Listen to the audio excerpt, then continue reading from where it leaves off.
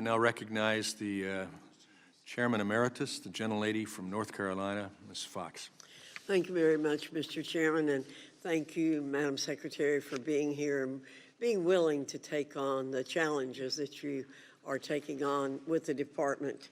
Madam Secretary, Parent Plus loans were created by Congress in 1980 to help middle and upper income families access additional funds they might need to make tuition payments for their undergraduate children. It was never intended to be the predominant source of funding for college, but since the limits on how much could be borrowed were eliminated in the early 1990s, the program has turned into the funding of first resort for too many American families, including those who have no ability to repay the large loan amounts that the government makes available. Indeed, the former president and CEO of the Thurgood Marshall College Fund called the program a ticking time bomb. Politico called it the government's predatory lending program, and the Georgetown Law Center on Poverty and Equality said the program imposes serious risk, including crushing unrepayable debt. And for Black families in particular, Parent Plus loans too often have the ability to be debilitating, as noted by a senior vice president at United Negro College Fund. Recognizing this, the Student Success and Taxpayer Protection Plan, which was included in the One Big Beautiful Bill and is awaiting action in the Senate, established a lifetime cap of $50,000 to protect families from overborrowing under the Parent Plus program, and couple this with additional borrowing flexibility through lower interest Stafford loans. What's the administration's view of the need to put limits on how much parents can borrow under the federal loan programs like Parent Plus program? Well, we certainly do support, the limitations, because I think what we've seen, I mean, you know better than anyone, Congresswoman, that $1.7 trillion in student loan debt is unacceptable and unsustainable in our country. And when colleges and universities can absolutely set the limit on loans of attendance, and the government will loan that amount, that is just leading to more and more debt. And we have to put some caps, we have to put things in place. And I applaud all the many efforts that you have undertaken to reduce the cost of college. Thank you very much.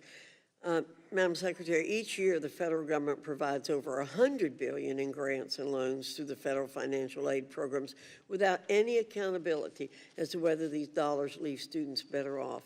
Indeed, studies show that 1/3 of students are enrolled in programs that have a negative return on investment, meaning those programs leave students financially worse off than if they had never enrolled in college in the first place. In your view, is it necessary that Congress address the lack of accountability in post-secondary education? Yes, I do think, and as I mentioned a little earlier, I do think that colleges and universities should have some skin in the game for programs that they are offering that can't possibly be repaid. But one of the things I think it is really important, if I may, is to say that I believe that there should be more education for parents and students in advance of borrowing. One of the things that we are undertaking, it's not in place yet, but we are looking at it, is in the FAFSA application of having information that says, if you were borrowing this much money and you want to attend X university, this is the amount of money that you could earn with having this degree.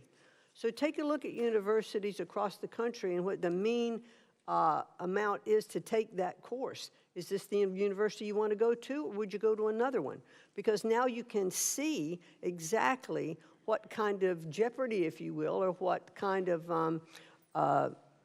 debt you're going to owe and be able to repay. And I think that's really important. I agree completely with you. Madam Secretary, one more question. Universities are increasingly concerned with creating cultures of inclusion and belonging, but in recent years we've seen these institutions turn the other way when Jewish students are excluded or subjected to litmus tests about Israel and Zionism. In your opinion, what message does it send to Jewish and Israeli students and faculty on college campuses when universities entertain calls to boycott and divest from Israel? And what is the Department of Education doing to rein in the damage that BDS causes in higher education?